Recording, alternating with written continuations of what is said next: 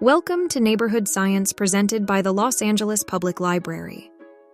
In this activity, we will be exploring the urban heat island effect by recording differences in surface temperatures and recording the presence and size of trees in our city. The urban heat island effect occurs when a city experiences much warmer temperatures than nearby undeveloped areas with the same geographic and atmospheric conditions. The difference in temperature between urban and natural areas is a result of how well the surface materials in each environment absorb and hold heat. Cities are mostly built of concrete and asphalt surfaces, which absorb and hold heat far more than the grasses, soil, and plants of nature. Because the city of Los Angeles is over 40% paved surfaces, the city as a whole has been recorded to be as much as 19 degrees Fahrenheit hotter than its surrounding natural landscapes. There are two measurements that we can take today to better understand the problem of the urban heat island effect in our neighborhood. First, we can measure the temperature of different material surfaces to record the way they respond to sunlight. We will do this by using the infrared thermometer in our neighborhood science kit. Begin by locating an area of your neighborhood that has full sun exposure and at least 3 different surface materials. Ensure that none of your measurements are taken in the shade of a large tree or a building. Taking these measurements while the sunlight is shining will allow you to compare how these materials absorb or reflect sunlight.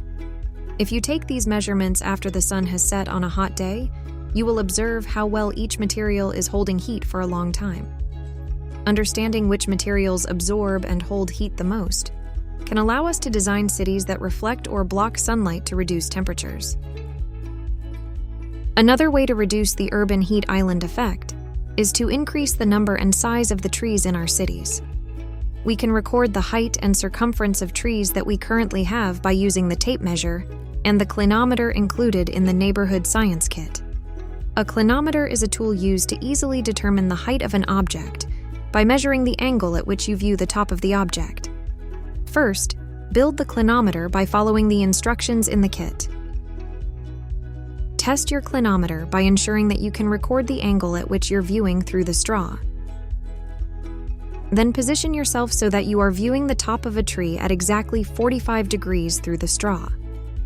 Because of the geometric properties of a 45-degree right triangle, the height of the tree is exactly the distance between you and the base of the tree. This ground distance, you can now measure to record the height of the tree.